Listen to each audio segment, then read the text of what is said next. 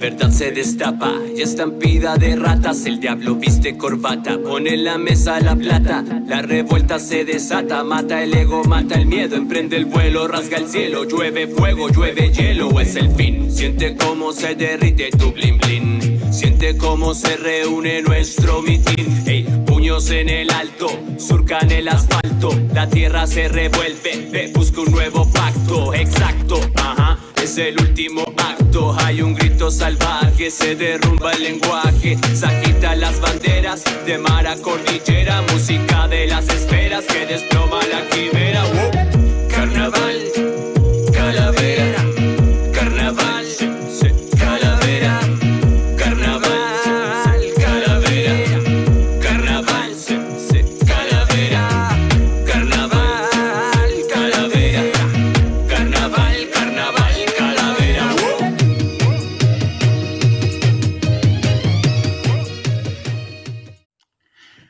Bienvenidas, bienvenidos al segundo capítulo de la segunda temporada de este programa que se llama Saltar el Torniquete. Les damos muchas gracias por estarnos acompañando. También les damos gracias por todo el apoyo que hemos tenido al primer video, a la entrevista que tuvimos con la Bárbara, que estuvo extraordinaria. Y bueno, rápidamente me gustaría pedirles que en la medida de sus posibilidades nos puedan apoyar, básicamente siguiéndonos en las redes sociales. Hay un Facebook, un Instagram, un Twitter y el canal de YouTube, porque mientras más gente seamos, como que las y los invitados les dan más ganas de venir. Entonces, si algún día quieren tener acá, no sé, a la Nancy Fraser o a García Linera, pónganle harto compartir y cosas de ese tipo, ¿ya? El día de hoy pasa algo muy bonito, muy divertido, que es que se escribió un libro a propósito de lo que pasó el 18 de octubre, que vamos a ver si fue una revuelta, si fue una rebelión, si fue un estallido. Vamos a conversar de ese tipo de cosas con la editora, una de las editoras y editor de un libro que se hizo a propósito del 18 de octubre. Es un libro que se llama, y eso es lo paradójico, Saltar el Torniquete, reflexiones desde las juventudes de octubre. Así que estamos muy contentos porque son hermanas, hermanos de este programa. Nos acompaña el día de hoy, en el segundo capítulo de Saltar el Torniquete, Sol y Daniel. Hola. Hola, Gonzalo. Hola.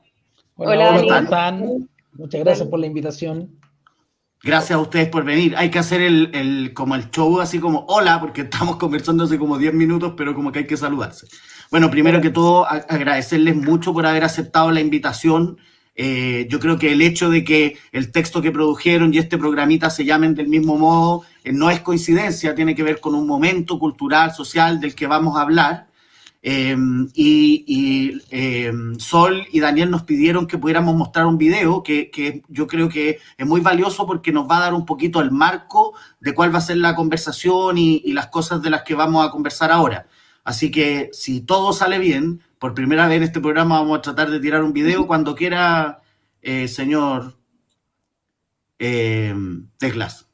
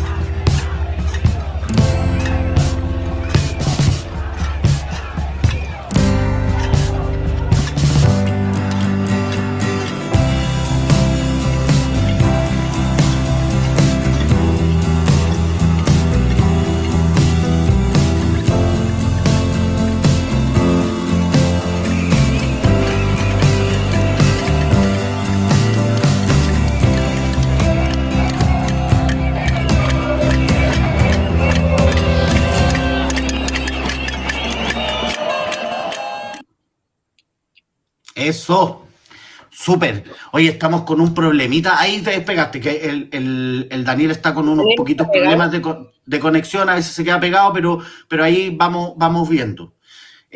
Sol, Daniel, súper emocionante, súper bonito. Lo primero que me gustaría preguntarles, que es como una pregunta un poco doble, es ¿cómo vivieron ustedes el 18? ¿Dónde estaban? ¿En qué? ¿Cuál fue su experiencia?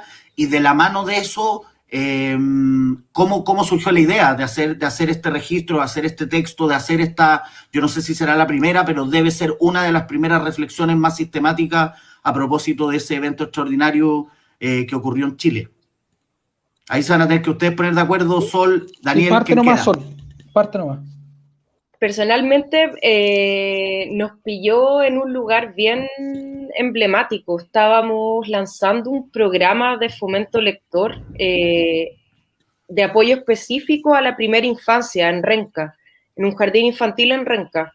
Yo trabajo en el Fondo Cultura Económica y impulsamos con el equipo el poder contribuir con la comuna a un programa que ellos tienen que se llama Renca Lee. Y estábamos ahí en medio de la presentación, cuando empezamos a cachar que empieza a quedar la cagada, que no teníamos cómo salir de ahí, de Renca. Pillamos un taxi que nos deja súper lejos, no sé, como a la altura de San Pablo, más o menos, con Mapocho, y ahí empezamos a caminar y entre medio nos encontramos con hordas de gente caminando por la Alameda prácticamente no transitaban autos, y en un momento fue bien divertido porque nos sentamos en un bar a tomarnos una cerveza con el Rafa, que es el director del fondo, a mirar un poco todo esto. Y bueno, y ahí presenciamos, bueno, cuando empiezan a llegar los pacos, empieza a quedar la cagada, pero realmente fue bien impactante. O sea, ver toda esa gente caminando en la calle, conversando, muchos escolares y todos también medios como impávidos frente a este acontecimiento que estaba naciendo finalmente. Así que fue yo creo que una experiencia inolvidable. Súper. ¿Daniel? Sí, mira, yo la verdad es que este es como el recuerdo que tengo más claro. Mi tema de investigación es justamente como sobre socialización política, participación política juvenil, secundarios. Esos son los temas en los que yo investigo. Justamente el jueves 17 yo estuve en Linares haciendo una especie como de taller general con una red de colegios. Eran puros estudiantes como de séptimo, octavo, primero medio, segundo medio, un grupo grande de gente en un auditorio. Estuvimos conversando sobre como el tema de las movilizaciones políticas, el rol de la política, el rol de los jóvenes en el espacio de transformación.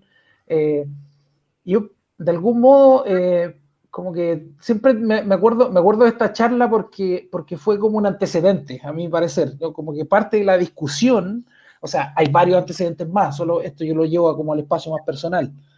La discusión a mí me parecía que giraba en torno a la necesidad de ir más allá. Esa era como la sensación que hoy día tengo respecto a esta conversación. Que los jóvenes de algún modo ya como notaban que las distintas olas de movilizaciones que habían venido como que ya no eran suficientes. Entonces, de algún modo han ido como la escalada siguiente tiene que ser un poquito más fuerte y llamativa. Y el siguiente día, el viernes 18, estuve todo el día con el equipo de investigación, estuve haciendo un montón de análisis y reflexiones en torno como al tema de jóvenes y política, y durante el día nos llegaban noticias, así como olas de noticias, como WhatsApp que circulaban de la cantidad de intervenciones en las distintas estaciones de metro, de algún modo organizadas, pero un poco aleatorias, como que de algún modo en San Joaquín, después otra en otro horario, hacia las 11:10 en Maipú, después a las 12 iba a haber así como saltarse el torniquete en la Florida, y así, durante toda la ciudad. Entonces, durante el día como que fue escalando, y de a poco nos llegaban noticias, y esto iba como empeorando, y como que ya hacia la tarde, también fue un poco una sorpresa. Nosotros igual, más allá de que habían nociones de que esto estaba como escalando, la verdad es que todos quedamos así un poco impresionados de la ciudad después de la noche, cómo se transformó de algún modo la ciudad, y durante toda la semana, como el periodo sucesivo. Súper. La primera pregunta que me gustaría hacerles, ya entrando un poco más en el libro, digamos, en el contenido del libro, es ¿por qué el libro se llama Saltar el torniquete? Por una parte, o sea, como todos sabemos lo que eso significa, pero dentro de todos los, digamos, símbolos disponibles, ustedes decidieron ese y, y eso me imagino que tiene alguna significación. Y por otra parte, digamos, el libro también se llama Reflexiones desde las Juventudes de Octubre. ¿Por qué ustedes tomaron la decisión de poner a las y los jóvenes en el centro de la reflexión, que es un ejercicio que uno, digamos, en general no es muy común, digamos? En general, la gente que nos cuenta cómo son las cosas o por qué pasan son unos señores y una señora bastante más mayores, ¿no? Bueno, antes que eso, Gonzalo, responder a tu pregunta de cómo surge el libro. Los días posteriores al 18 de octubre, las editoriales entran así como en un boom de poder sacar, digamos, publicaciones desde distintas disciplinas o desde distintos oficios, periodistas, Carlos Ruiz, Peña, Óscar Contardo, pero ninguna de las publicaciones abordaba, digamos, como específicamente el tema de los jóvenes. Y lo que pasa a partir del 18 de octubre es que se instala una suerte como de vacío interpretativo o muez teórica entre las élites, en los medios de comunicación, en los sectores más conservadores, de dónde había salido esta tropa de adolescentes, digamos, sin una agenda ideológica, sin propósitos políticos, y así empiezan a aparecer, digamos, estos intérpretes habituales de los fenómenos sociales, tratando de llenar de contenido lo que estaba sucediendo. Y a mí personalmente me llamó mucho la atención el análisis de Peña, del rector Peña.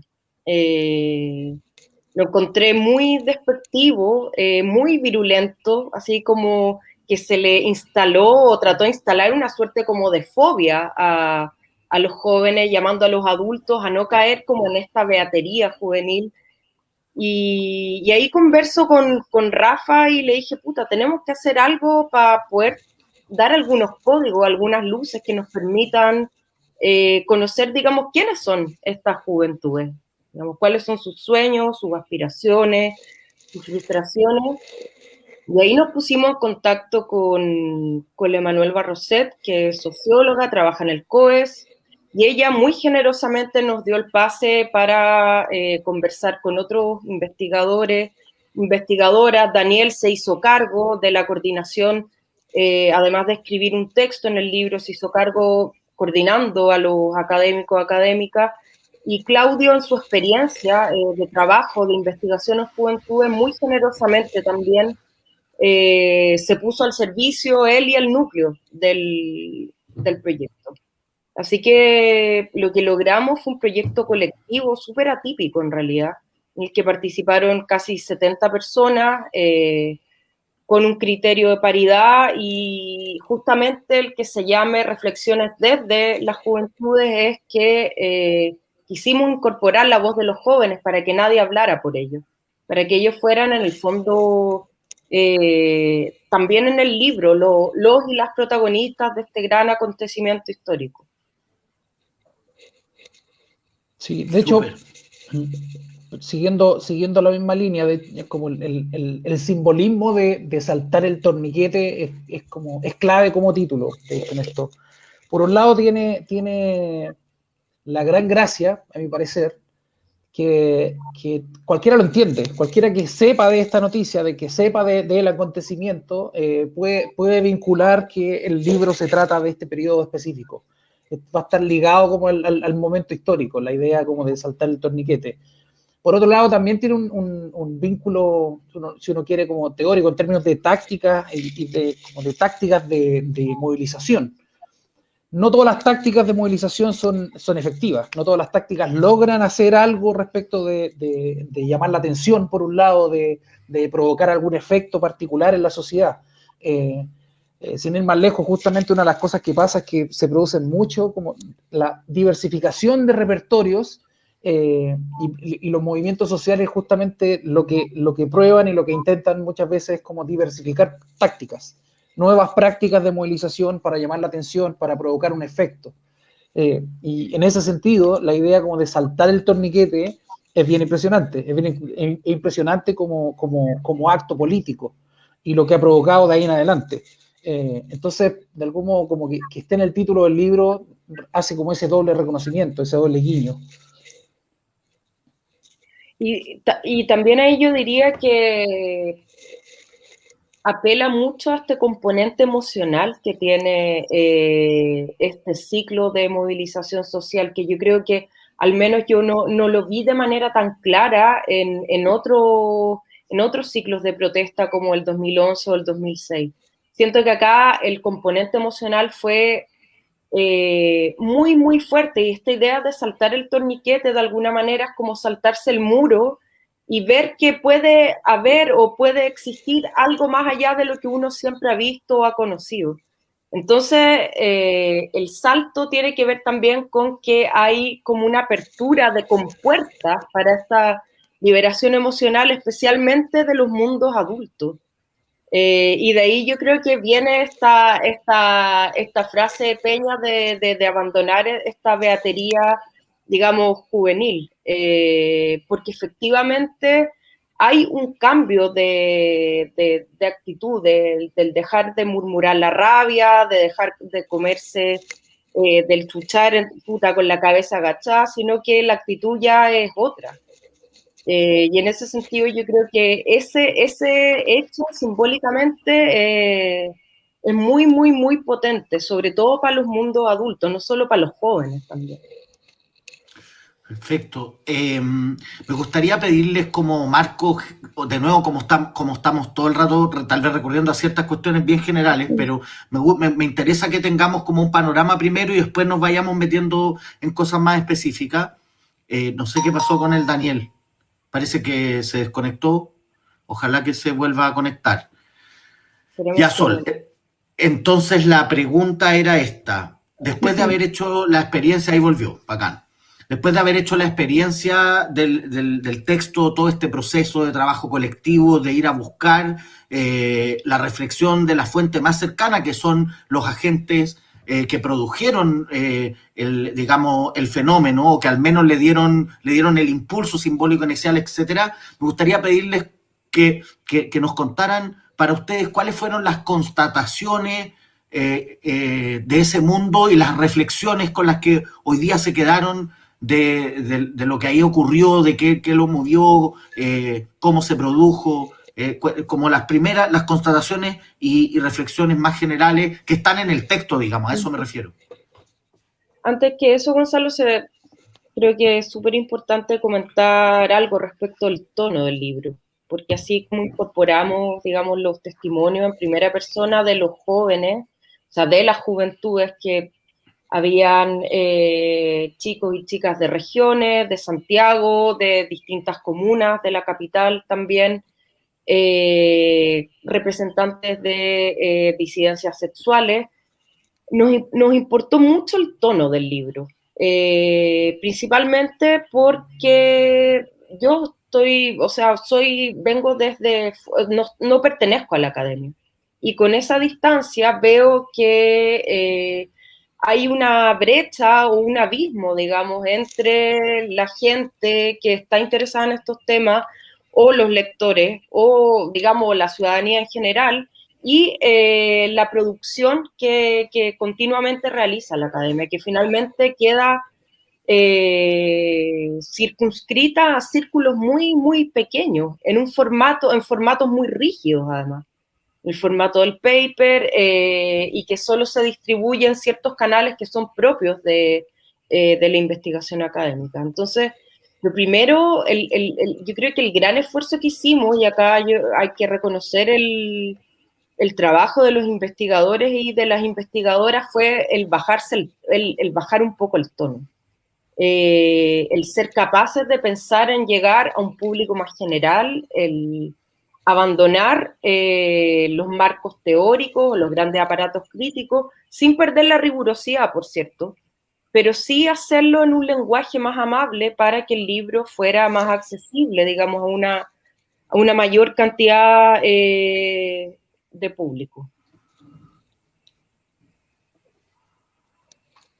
Sí.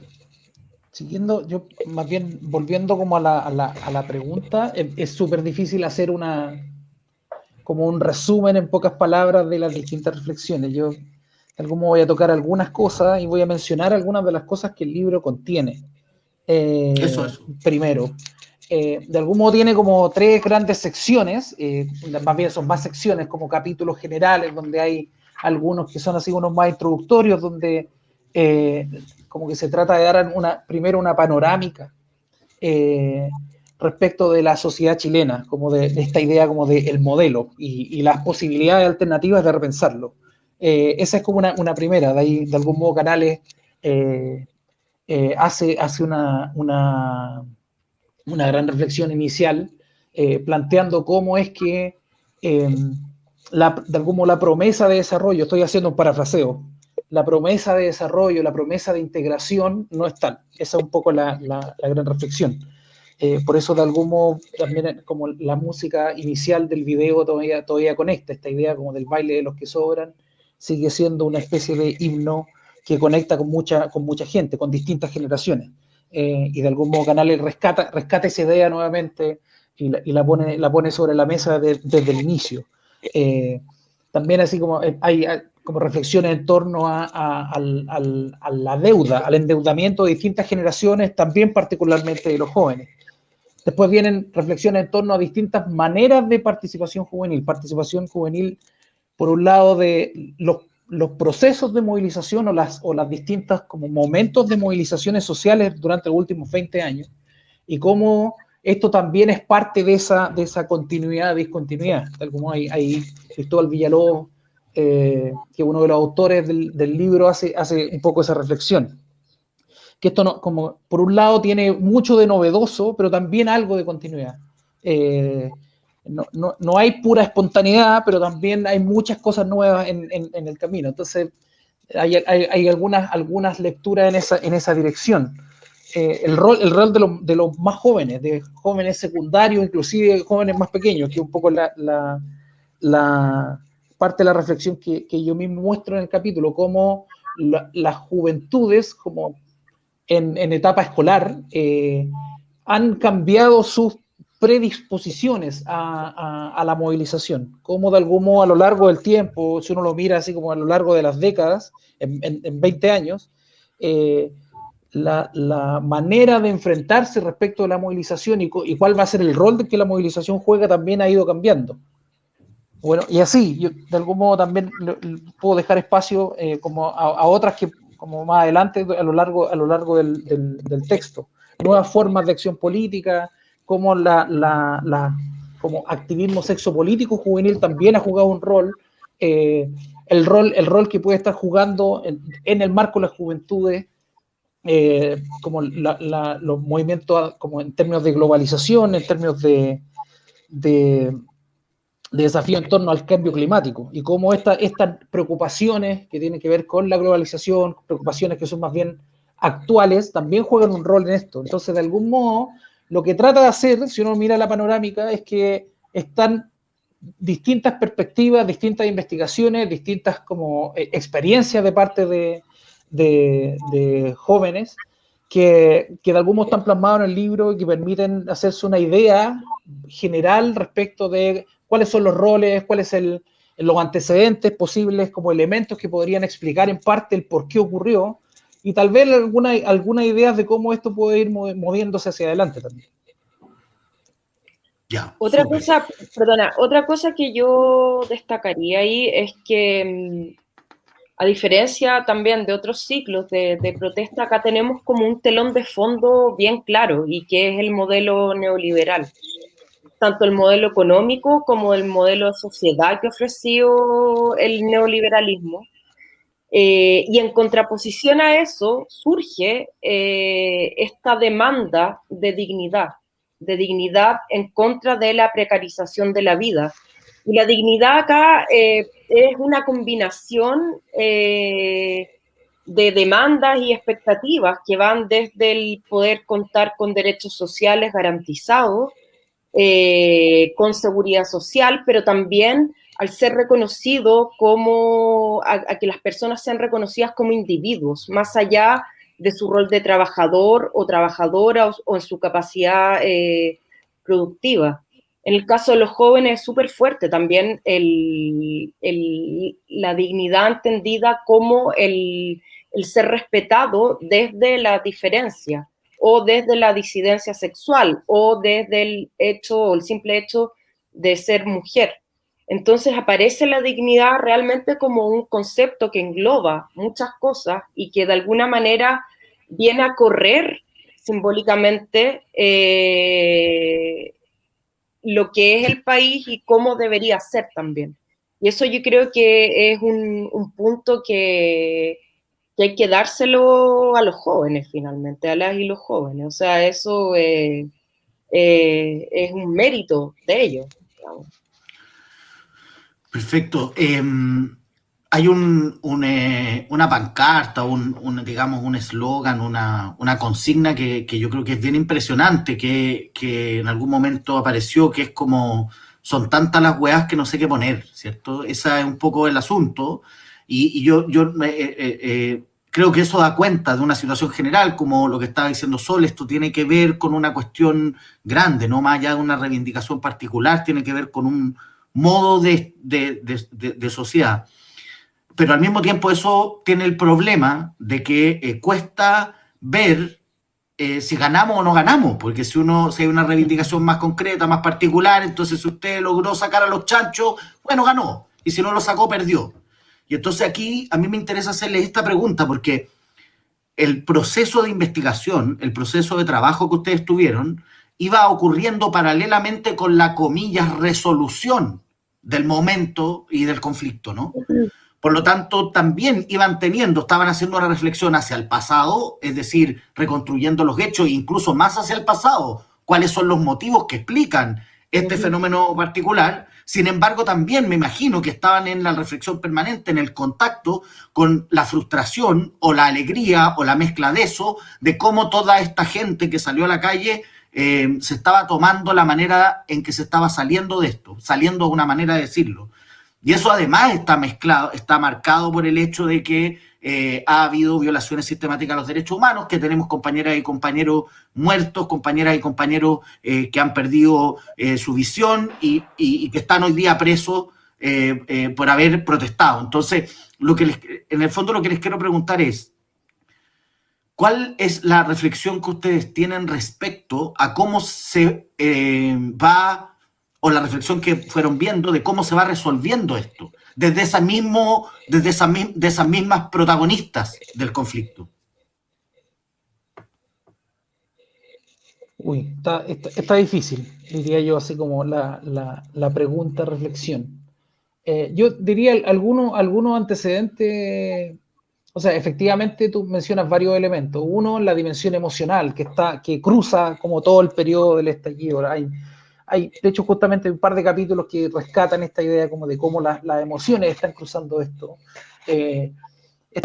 Son muchas las demandas, por lo mismo el cartel, entonces no sé qué poner, tiene que ver con eso. Como que perdona, Daniel, y hay otro cartel que es muy bueno, que dice, este movimiento me quitó la pena, porque tiene que ver como con esta impotencia reflexiva de que puta no hay nada más, o sea, estamos condenados a esto finalmente.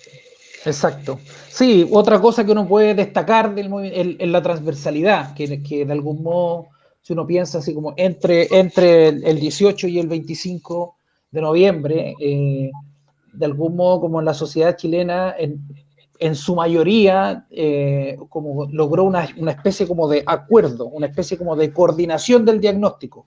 Tenemos un problema serio. en algún momento uno podría decir que en las previas ese diagnóstico no estaba tan coordinado.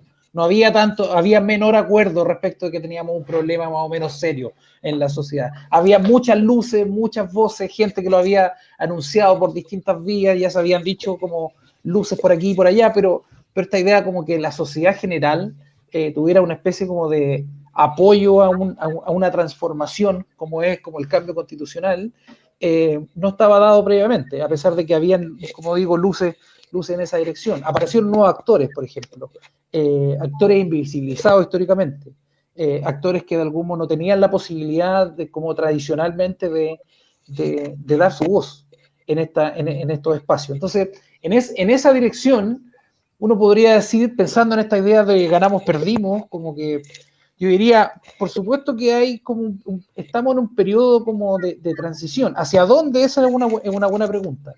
El libro, de algún modo, otorga algunas luces, algunas reflexiones, pero a mí me parece que el proceso es más largo que el tiempo que llevamos. Como que esto todavía está en resolución. Es súper difícil decir ahora si ganamos, perdimos. Justamente la escritura de la Constitución es una gran ganancia, pero está ahí, está en camino, no sabemos qué va a resultar de ahí, hay muchas expectativas, y en ese sentido a mí me parece que hay muchas expectativas positivas, mucha esperanza también puesta en todo lo que está pasando, pero la resolución, y si esto va a ser una mejor versión, yo espero que sí, y que todos los actores políticos estén a la altura, justamente para que así sea.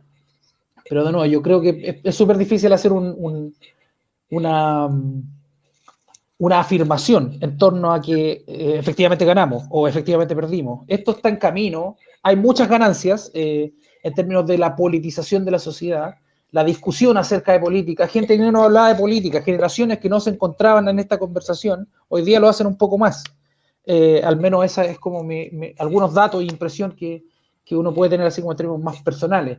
Por lo tanto, yo creo que hay harta ganancia en términos como también de aprendizaje de la sociedad en su conjunto respecto de, por ejemplo, qué es una constitución y qué cosas pueden estar mal de ahí. Si uno lo piensa, hay hartas ganancias, pero también, de nuevo, así como la gran ganancia, esto como de transformación de un modelo, a mí me parece que todavía eso está por escribirse, más allá de los deseos que tengamos cada uno de nosotros. Ahora, perdona, quería complementar algo. Respecto a ese punto, al menos de los testimonios que aparecen recogidos en el libro, el tema de la violación sistemática de los derechos humanos, de la violencia policial y de la violencia por agentes del Estado es un gran tema. O sea, es realmente un gran tema que además también instala una conversación entre generaciones, por ejemplo. Entre esta idea de que, bueno, que resulta que mis padres estaban aterrados cuando yo salía a protestar, pero yo no tengo miedo, porque ellos en el fondo tienen la experiencia traumática de la dictadura, pero yo no la tengo. Y esa rabia también, como dice Daniel, tiene un componente de esperanza. Y esa esperanza, en algunos sectores, digamos, en algunos sectores de la juventud, está más abocada como a esta salida institucional, como a la salida que puede dar, por ejemplo, esta nueva constitución, o el sentir que corrimos, digamos, los márgenes de lo que era posible o lo que no era posible. Pero también hay jóvenes que derechamente siguen desconfiando profundamente del espacio institucional. O sea, y para ellos la forma de organización es más bien territorial.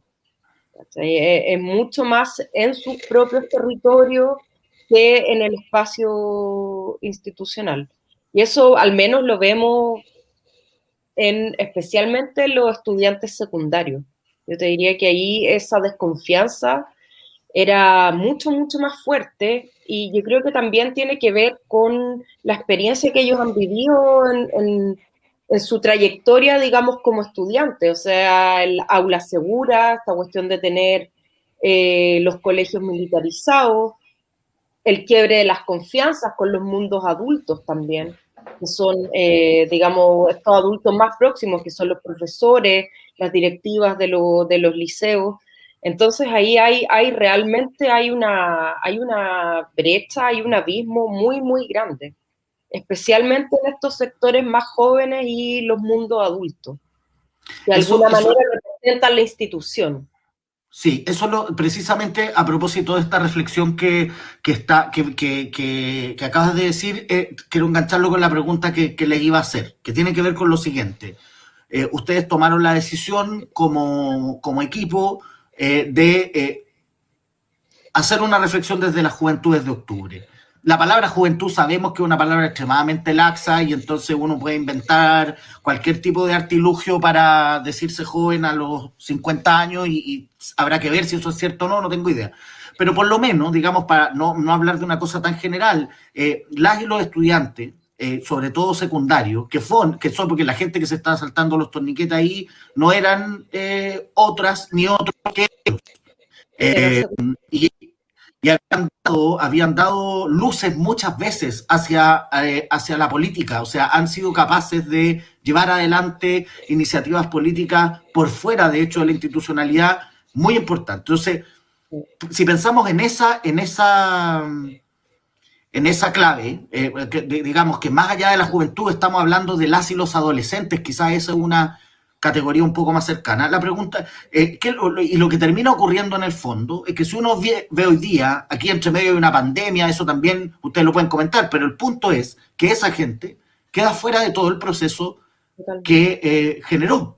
Porque por una parte, yo hasta donde entiendo, no hay ninguna escolar en la Convención Constitucional, porque de hecho no se pueden presentar. Y todo esto otro que ha tenido que ver con, oye, mira, apareció la emergencia de la lista del pueblo y por otro lado parece que a la izquierda le fue más o menos bien en las elecciones. Toda esa energía pareciera ser, hay un relato que dice, se canalizó en una izquierdización de la política institucional.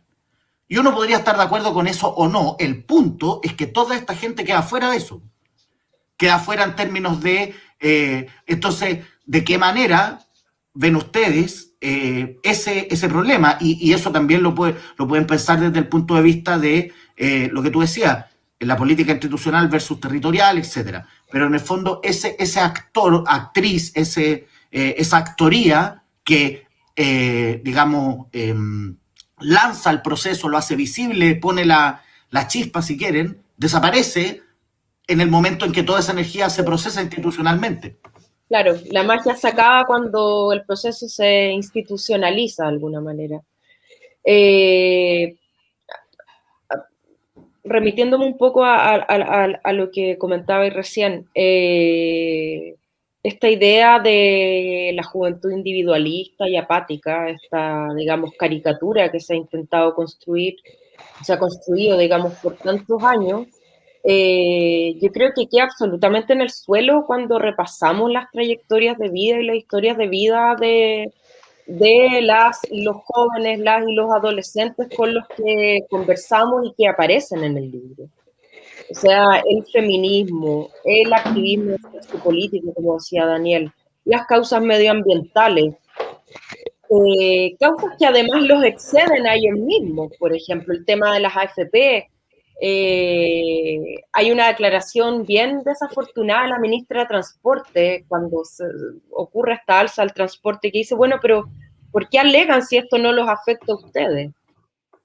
Y ahí en el fondo no hay conciencia de que en el fondo los niños, las niñas son a temprana edad muy conscientes de la desigualdad que viven. O sea, han vivido con sus padres, con sus madres, con sus abuelos, con sus familiares, sus entornos cercanos, esta agobio, esta asfixia, digamos, de este sistema que es tan aplastante. Y bueno, volviendo a tu pregunta, yo creo que efectivamente es bien impresentable que se haya empujado más el poder, por ejemplo, rebajar la edad a, no sé, a 16 años para que los chicas pudieran participar del plebiscito del 25 de octubre. O sea, y ahora de acá lo que viene, por ejemplo, el proceso constituyente, debieran establecerse mecanismos claros de participación que consideren la voz de los adolescentes, de las juventudes, pero también incluso de los niños.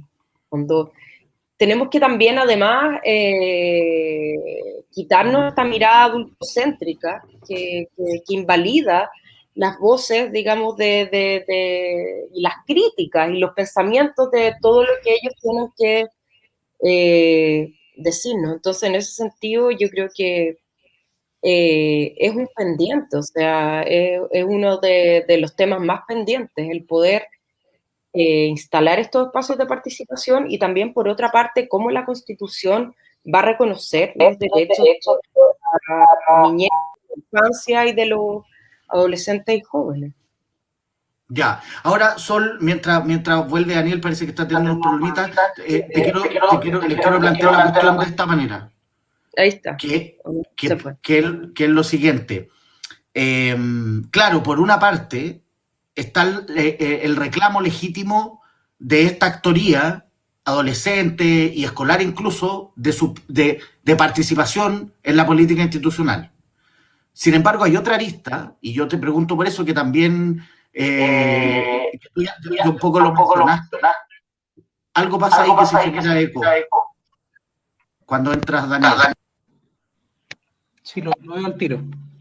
Ya, entonces lo que te decía era que, por un lado, entonces estaba el legítimo reclamo de la participación en la política institucional, pero tú también lo mencionaste, y cuál es la reflexión de ese lado, demostrar que hay otras maneras de participación política, de intervención política, de cómo en algún momento volvemos a esta sensación que en el fondo la política son las elecciones. Claro.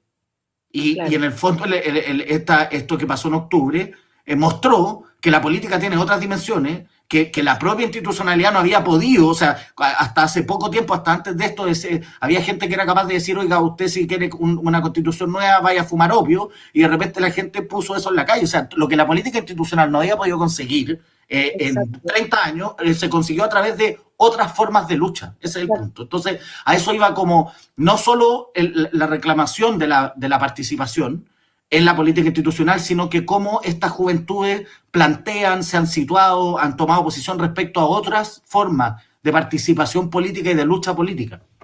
Claro, también hay otra forma de entender la participación, que es de abajo hacia arriba. Los partidos prácticamente no existen, no son. Ahí también, claro, ha habido, yo te diría que como una cierta ambigüedad hacia esta institucionalidad política, pero son formas de aproximación bien distintas. O sea, hay una horizontalidad mucho mayor, hay espacios, como te comentaba, de participación en los propios territorios, en causas que para los mismos chicos, chicas, son, digamos, parte de sus luchas personales. Y efectivamente, o sea, el modelo de la transición realmente no. Si ya estaba obsoleto, esto es como ya lo que le viene a poner de alguna manera, le da el tiro de gracia finalmente. No tiene espacio de creatividad democrática, por ponerlo en algún término, para entender la política desde otro lado que no sea lo institucional, que no sea el INJUV, que es como que hoy día, bueno, parece como un sketch de Plan Z, el INJUV, es como ridículo pensar que existía esto y que de alguna manera representaba las voces de las juventudes, digamos, en el entramado de la institucionalidad, más formal. Entonces, efectivamente, yo creo que hay que hacer un reconocimiento a esos tipos de participación y hay que tener la capacidad de entender que la política no es votar, no se remite a este ritual de votar en las elecciones. Y ahí también es interesante la disputa que se da incluso entre los mismos jóvenes y sus padres. Los cabros dicen en varios testimonios, bueno, el 18 de octubre es una forma de mostrarle a mis papás o a mi mamá, que todo el tiempo alegan que los jóvenes no votan, que hay otras formas de hacer política y que nosotros la venimos haciendo hace mucho tiempo. Súper. Daniel, ¿está ahí? Sí, estoy acá. ¿Me escuchan bien? Sí, súper bien, y sin eco. Daniel, te quería preguntar lo siguiente, porque el enfoque del libro es un enfoque, de nuevo, que por una parte tiene esta clave de ir a preguntar, a escuchar la voz de un sector social que no se considera en general, pero también tiene una lógica como territorial, ¿no? Como está en la misma lógica de ir a ver qué es lo que está ocurriendo ahí. No, ustedes no fueron a las instituciones que representan a las y los jóvenes, fueron a hablar con las y los jóvenes. Entonces, yo te quiero preguntar, ¿cómo ves tú esto que a veces se dice mucho y todo, pero en este caso creo que es valioso, la reconstrucción de lo que se llama tejido social o qué sé yo? Tomando en cuenta que sabemos que 17 años de dictadura, después 30 años donde la Concerta dijo, oiga, váyanse para la casa, déjennos a nosotros mover esta cuestión. Ahí está lleno de redes clientelares, ¿verdad? De cuestiones que se supone que son tejido social, pero más bien es una clientela, pero por supuesto que esto que 4 millones de personas en la calle, eso es potencialmente, a lo menos es potencia de reconstrucción del tejido social. Entonces, desde ese punto de vista, ¿cómo lo ven ustedes? ¿En qué estamos en eso como país? O sea, yo solamente para conectarlo con lo anterior, por un lado como el rol de los jóvenes y esta gran tensión que va un poco en la misma dirección, de hecho, como que ayuda a responder esta pregunta. Hay temas generacionales sin duda de por medio en esta idea como de la reconstrucción del tejido social. Justamente una de las cosas que caracteriza a la nueva generación, como son jóvenes nacidos post dictadura, ¿no? Como que no tienen ningún año de su vida tuvieron la experiencia de vivir en periodo de dictadura. Y esa es una primera cosa, por lo tanto, uno podría decir que son generaciones nuevas que como que no le rinden ningún tipo o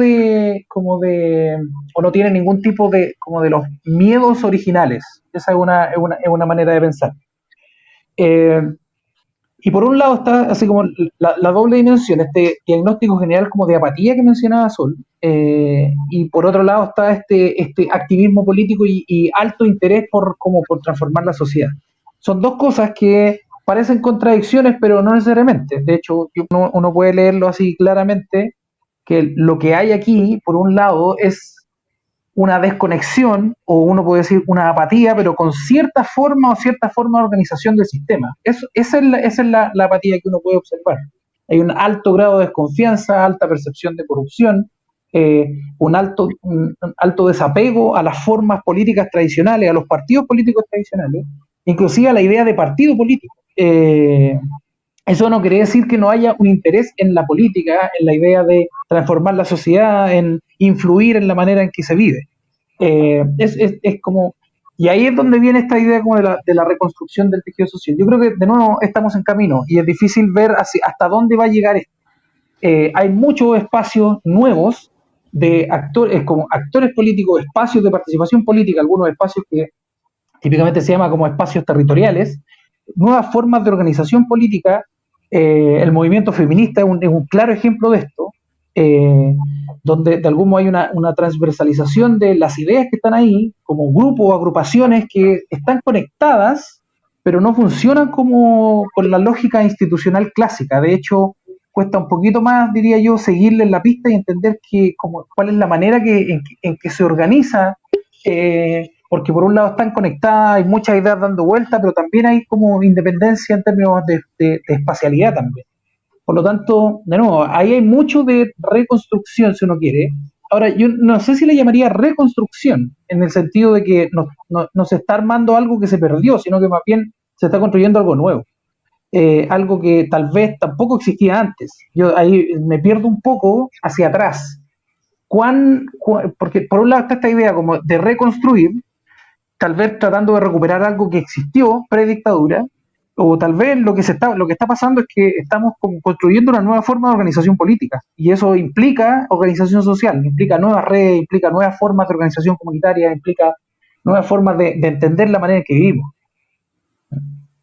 Súper. Sol, voy a hacer de abogado el diablo acá porque aquí no importa lo que yo piense, sino lo que ustedes piensan, y tampoco se trata como de levantar como ciertas cuestiones míticas, sino que de darle vuelta. Entonces me voy a poner del otro lado y les quiero preguntar lo siguiente.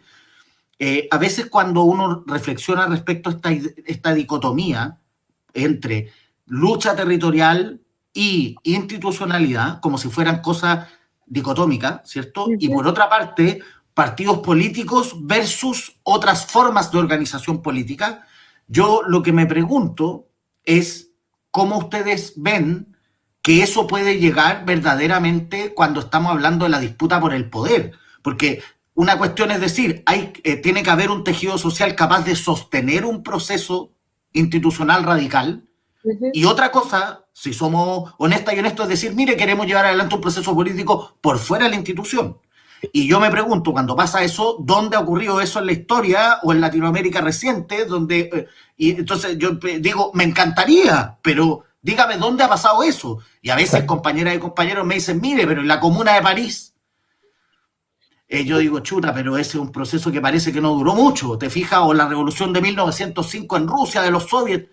Hay una tendencia, pareciera ser, a cuando, o también se cita el ejemplo de los zapatistas, ¿no? Entonces, yo les pido a ustedes una reflexión respecto a eso, a cómo esta nueva forma de organización, esta reconstrucción de tejido social, en esta dicotomía territorio, política, institucional y sin los partidos políticos, se puede transformar en hegemonía, se puede transformar en poder que tenga capacidad de transformar la sociedad.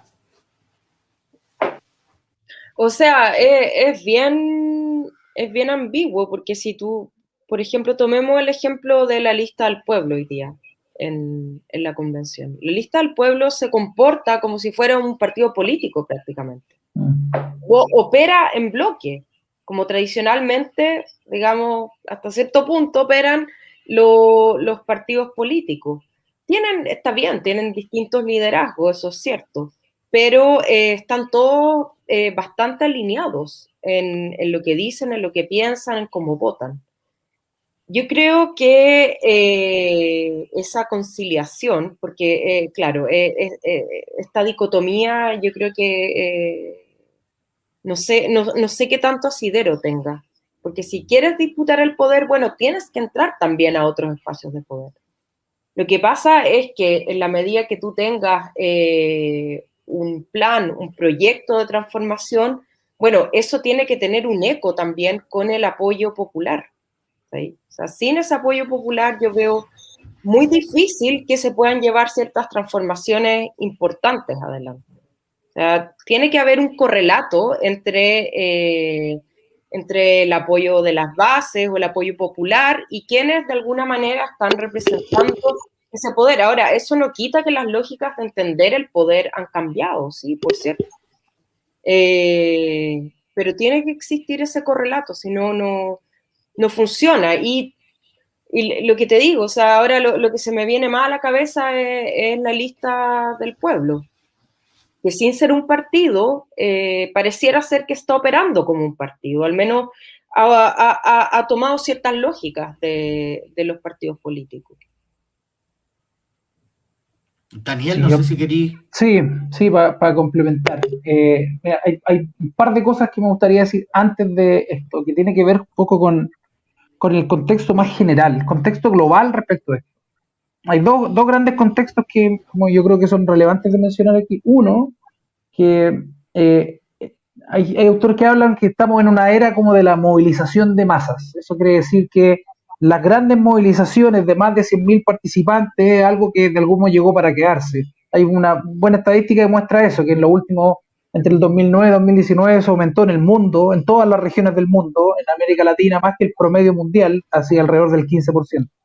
Entonces, de algún modo, el fenómeno de la movilización chilena, 2011 y también así 2019, también se circunscribe en la globalidad. Esa es una primera cosa. Y esto se relaciona con la segunda, con la crisis de la democracia, del modelo democrático. que no solo pasa en Chile.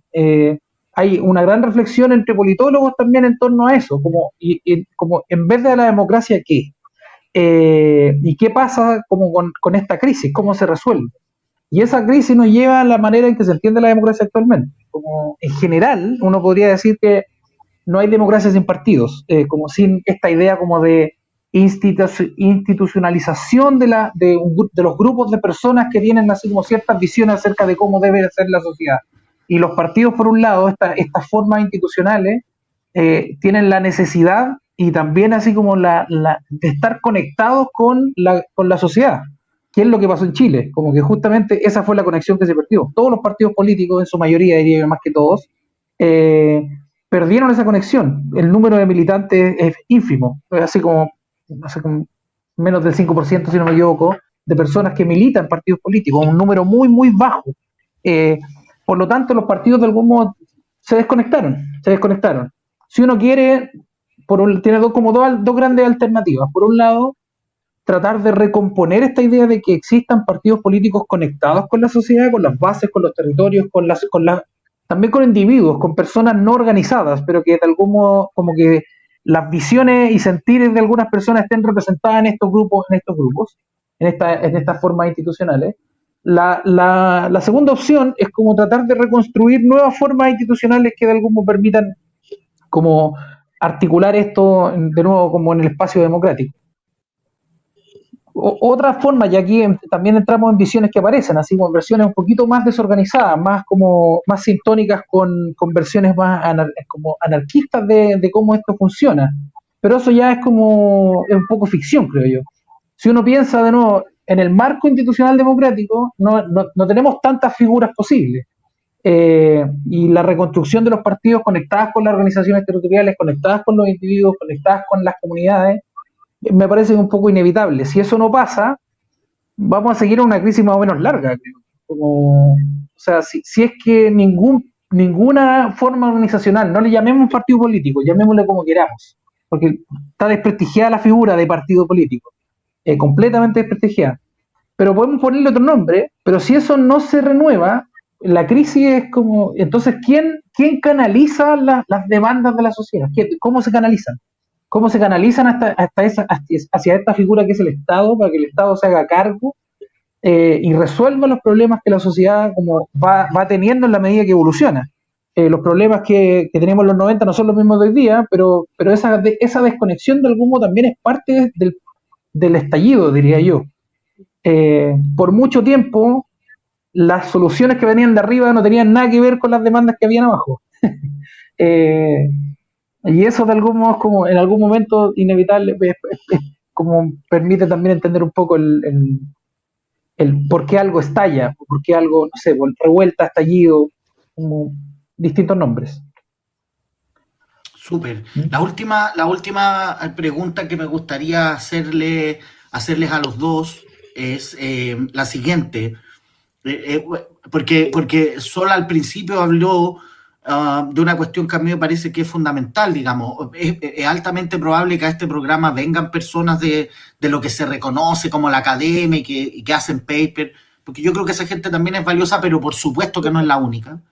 Por supuesto que no es la única. Y los factores que no tienen que ver solo con lo racional, a mi juicio, es muy valioso. Hay una cuestión de la construcción emocional, simbólica, y sobre todo las compañeras feministas, por una parte, han mostrado que en el fondo lo que se le llama racionalidad en la modernidad es una cuestión muy específica, y la racionalidad es más grande que eso, o la emocionalidad es una cuestión relevante, como se quiera ver. Entonces, lo que yo les quiero pedir es si me pueden contar, porque a mí me parece que esto es una experiencia muy valiosa, con qué, a nivel de sensación, a nivel de emociones, se quedaron al hacer este trabajo.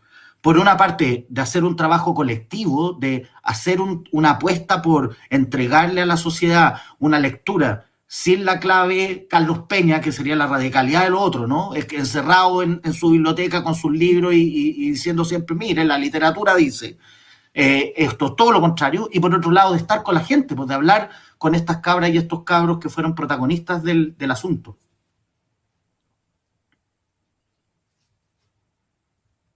¿Daniel? O no, si quieren no. Sí.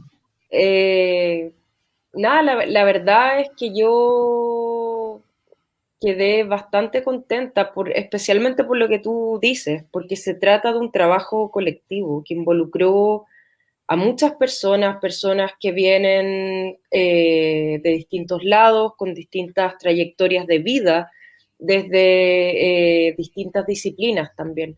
Ahora, yo, por cierto, o sea, respeto muchísimo el trabajo que hace la academia. Sí creo que hay que hacer un mayor esfuerzo por democratizar el conocimiento y acercar especialmente las ciencias sociales a que tengan una mayor influencia en la vida pública, en las políticas públicas. O sea, que hagan un poco el trabajo de divulgación que ha hecho, por ejemplo, la ciencia, que con todas, digamos, con todo su lenguaje, sus complejidades, hay una línea súper clara de divulgación científica. Yo creo que eso mismo se puede desarrollar en la línea de las ciencias sociales. Pero mi sensación respecto a este proyecto es bastante satisfactorio. O sea, fue una cuestión que la fuimos un poco haciendo en el camino, así como los cabros contaban cuando post 18 de octubre ellos mismos se empiezan a organizar, digamos, a ver cómo canalizamos, cómo nos ordenamos para poder levantar estas demandas y escucharnos también entre nosotros mismos. Siento que fue algo similar, porque éramos personas todas provenientes de lugares bien distintos. Eso. Yo me quedo muy contenta, me alegra mucho haber tenido esta decisión de incorporar la voz de los jóvenes y el trabajo de mis compañeros Daniel y Claudio. Sí, yo, así como pensando en eso, así como la idea de conexión emocional, a mí me parece que una reflexión que yo hago a veces en torno al ejercicio. Yo estoy como más en la lógica académica de manera más permanente, pero me parece que nunca hay que perder de vista que esta es como un haz de luz en un espacio como bien oscuro. Eh, la capacidad que tenemos como de comprender la complejidad del mundo social, no sé, es bien limitada todavía. Eso es una cosa. Y nunca hay que perder de vista eso. Entonces, en ese sentido, incorporar reflexiones como de este grupo de personas que hacen investigaciones, que tienen muchos de ellos como trayectoria, investigando con jóvenes, entendiendo procesos, mirando como el proceso social, reflexionando en torno a eso, sin duda es valioso, pero en este caso me parece que esta conversación que hace esta reflexión con los testimonios, me parece que es como que le da mucha potencia en términos de justamente haciendo este ejercicio de reconocimiento de que las experiencias de los individuos involucrados también permiten conversar y muchas veces son convergentes estas dos cosas. Esta mirada que es de algún modo alguien que se dedica como a tratar de entender un fenómeno, pero después, claro, habla con alguien y hace una conversación más en profundidad y se da cuenta que sí, que el fenómeno tiene sentido, pero que la experiencia de una persona también es suficientemente compleja para dar cuenta de esto. Y esa doble lectura, esos dos elementos que permiten dar luz, a mí me parece que le agrega mucha riqueza como al relato. Y de nuevo, como dice aquí, reflexiones desde la juventud de octubre, la idea es justamente eso, es como instalar y provocar ciertas reflexiones. No es dar una respuesta en ningún caso. De hecho, aquí hay como la mayoría de los textos lo que proponen es como ideas, luces, reflexiones. Los mismos los testimonios lo que hacen es eso, mostrar así como una cara posible en cada uno de los temas. Y la más personal también, yo también así como quedé súper contento con el resultado. El resultado así como de involucrar al número de personas, como de la invitación, de la acogida que ha tenido también el texto en distintas audiencias con las que hemos podido como comentarlo y compartirlo. Así que sí, ha sido un agrado, la verdad, es que el trayecto. Súper. La última partecita, yo me quedé pensando solo una cosa que es que ojalá lo que ustedes están haciendo, lo digo en el mejor sentido, se ponga de moda. Y yo creo que algo de eso está pasando, como yo sigo siendo una persona que me gusta leer así como los viejos y Kant y Hegel y todo, pero eso no sirve para nada hoy día, no está de moda. Yo creo que en verdad ahora está pasando, y eso yo lo encuentro valiosísimo, que es que las reflexiones colectivas están teniendo más valor que esta figura mítica. O sea, en el fondo al rector Peña ya no le cree nadie, ¿caché? Si ya esa figura mítica ya no existe prácticamente, o está tendiendo ojalá a desaparecer. Que hubiera una gran persona que nos pudiera explicar el mundo. Yo creo que hoy día es mucho más valioso cuando lo que ustedes dicen que es entre todas y todos construimos una cuestión con muchas aristas y matices.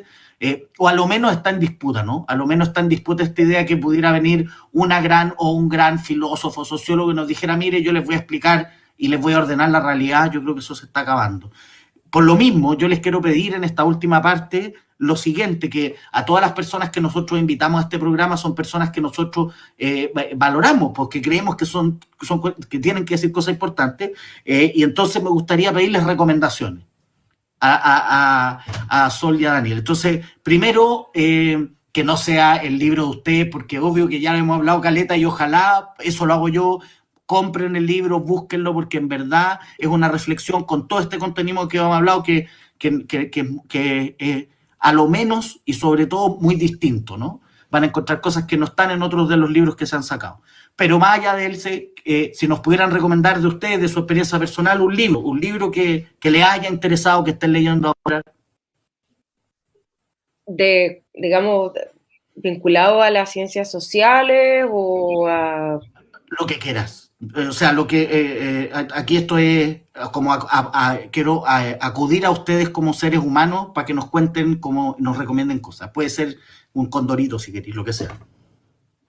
A ver, de lo que yo, digamos, he leído últimamente, hay 3 cosas que destacaría. Primero, en ensayo, recomendaría así encarecidamente leer Los más ordenaditos de Yanko González, que es un trabajo extraordinario, muy minucioso, de cómo en dictadura se trató de instalar este aparataje de juventudes fascistas por medio de Patria y Libertad y otros organismos vinculados a estos grupos extremistas. Es realmente un trabajo así, pero una joya, porque había muy pocas fuentes, muy poca gente además quería dar sus testimonios.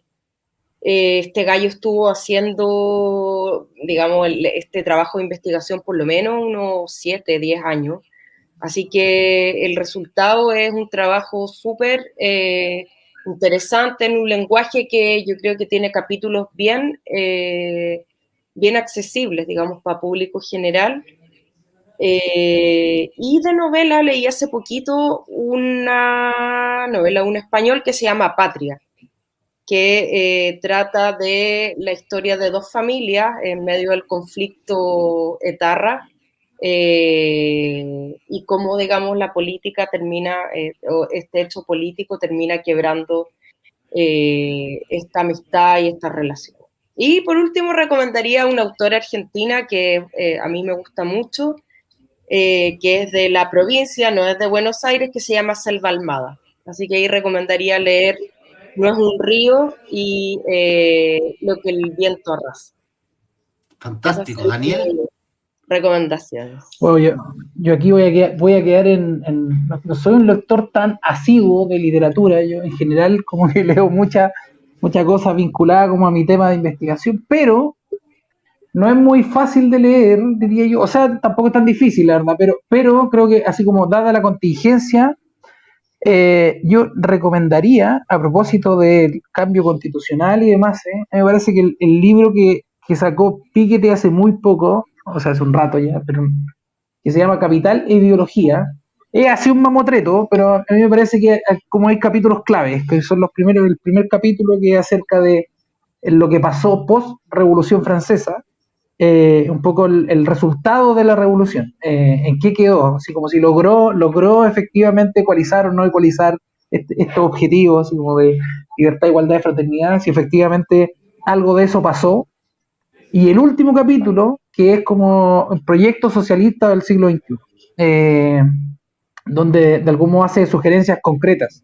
Y a mí me parece que al menos de las cosas que yo he visto, así como en términos de proyectos políticos, así como en la izquierda chilena, al menos hay gente que lo ha mirado y que parte de las cosas ahí están recogidas, así como sobre todo la idea como de carga impositiva, impuestos al patrimonio y demás, es que son cosas que vienen de ahí, que están basadas así como en un recorrido histórico importante, como de distintos proyectos, particularmente la socialdemocracia europea, pero también de otros proyectos y de otras como latitudes del mundo, donde muestra qué resultó y qué no. Y de algún modo basado en eso, basado en lo que resultó en términos de redistribución, hace una propuesta, diría yo un poco ambiciosa, pero es una propuesta a fin de cuentas, que finalmente igual es necesario como pasar como de los presupuestos ideales en algún momento a discutir algo concreto.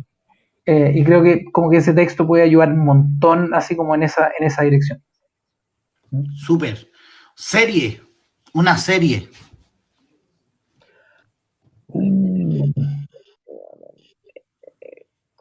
Serie. Puede ser una clásica. De las que he visto últimamente, pues yo te diría que, o de las mejores que he visto este año, una es Mare of Easttown, que es protagonizada por Kate Winslet. Tírate la plataforma si podís, Sol, para que la puedan buscar, si aquí HBO. No tenemos auspiciadores ni vamos a tener. Ya, ese es de HBO, vale. HBO, y si no, Stremio es una aplicación gratuita que se puede descargar y está todo. Está todo lo que uno quiera buscar y ver. ¿Y qué otra cosa más he visto últimamente?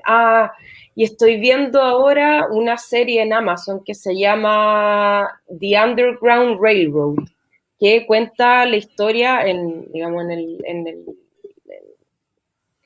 de un tren subterráneo que se construye en pleno periodo de esclavitud de la población afrodescendiente en Estados Unidos.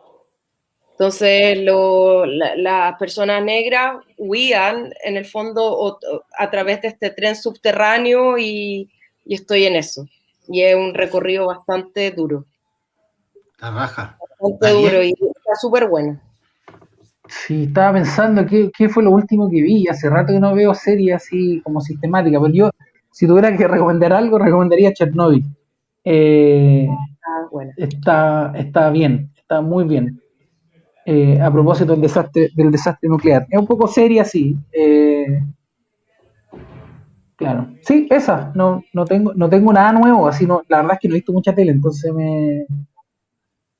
me pierdo en este momento qué otra cosa podría decir más allá de las series que ya pasaron y que ya todo el mundo las vio probablemente.